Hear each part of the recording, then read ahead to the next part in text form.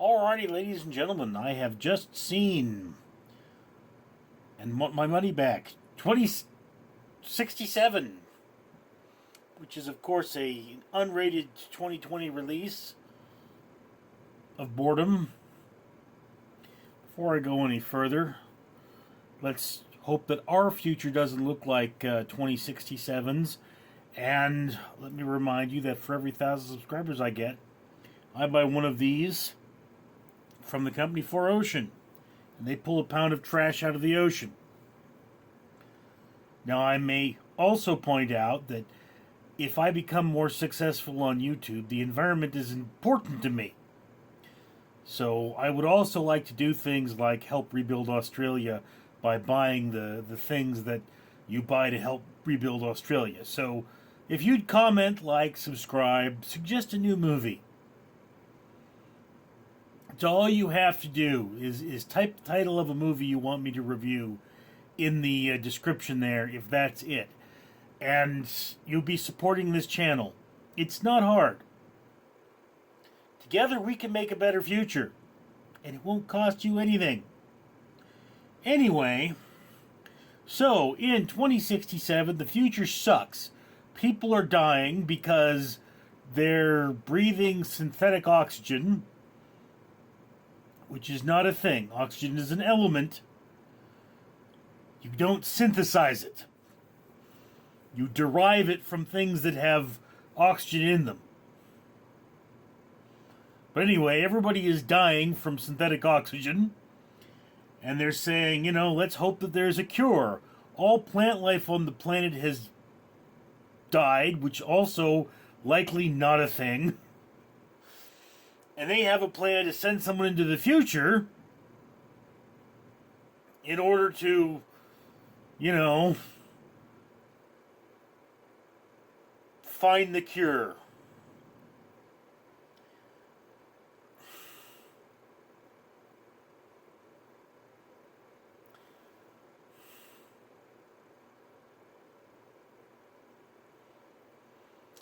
Yeah. Look, because I do the whole science thing, and I love science, I will have to point out that, this whole saving the world thing, we're not saving it for any reason other than ourselves. It's not about polar bears in the end, it's about humans. Because if all humans disappeared, maybe the polar bears might die out, but eventually things will be fine. This has all happened before. There have been mass extinctions in the past. And, humans weren't to blame then. We're just to blame now. And you know what? Yeah. It's not about saving the world. It's about us being able to breathe clean air and have clean water and not suffer from diseases, and our lives not being terrible and miserable and not having to eat rats and such. That's the whole environmental thing. People don't seem to understand that. So the future they're talking about here, where humans are the only thing left, isn't very likely. Then there's the time travel, which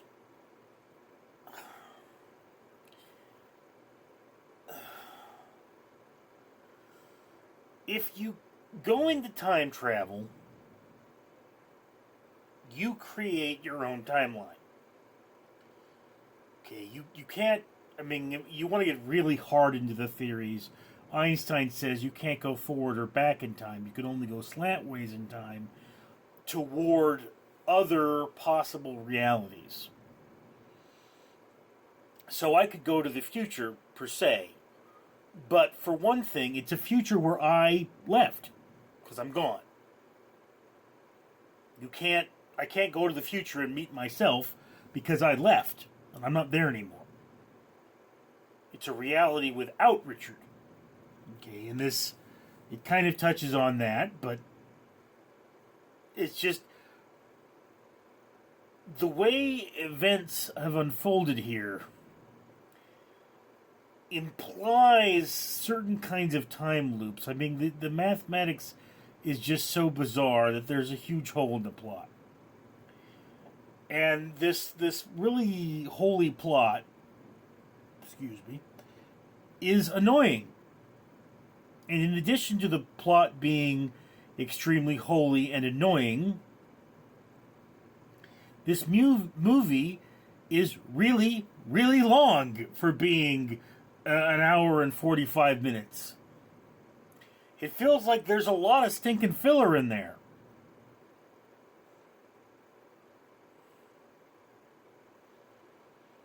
So it's like, hey, could we have maybe made this a little less boring?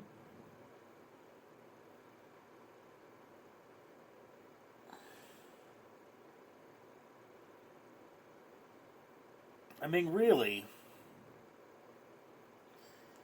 this movie just goes on and on and on, and it's like, oh, I'm having issues, I'm crying, I'm feeling so sad. Humanity, humanity, human. Dude, you're trying to save humanity. This is not the time to cry. Get off your hindquarters, get down and save some things. This is what it's all about. I mean, look. We've all seen the moments. Return of the Jedi. There's the moments where the Ewok sees his friend dead. In the middle of battle. He takes a moment to mourn. He would generally be shot if it weren't for the fact that stormtroopers. But then Ewoks shouldn't be taking down stormtroopers anyway. That's dumb. Anyway. So yes. But when you're trying to get things done, stopping to cry doesn't really help. You need to stop that crap and you need to keep moving because all of humanity is on your shoulders. And humans do tend to stop that crap and keep moving because that's how we've survived as a species. I mean, way back in the day, bad things happen and you just got to keep going.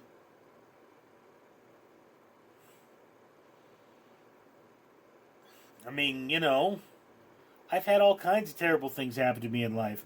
And if I just stop, then, I die. Human beings are actually a lot tougher than we think. Maybe not so much now, but I guess this guy is a modern human and he needs his space to cry or whatever it is. Oh. This movie is a watch only if you're bored. It's a really pretty movie. It's well done special effect wise, and I enjoy the scenery here. I love the destroyed cityscapes. I love the gritty future and all of those things. I just think it's poorly written. Anyway, just my opinion. Love to hear yours. Comments below. I'm Richard. Greetings, humanity. I'm Fred the Facehugger here, and I'm here to remind you that Richard, the owner of this YouTube channel, wants to help the world. That's your world, not my world. He's trying to get trash out of the ocean, and he can pay for that only if he gets monetized. So do yourself a favor, like and comment on this video, and get your friends to subscribe. Or else terrible things will happen that I will not have any control over, but then my species will take over the earth. So, yeah. Up to you. Worthless. Apathetic. But, easily face-hugged human. Fred out.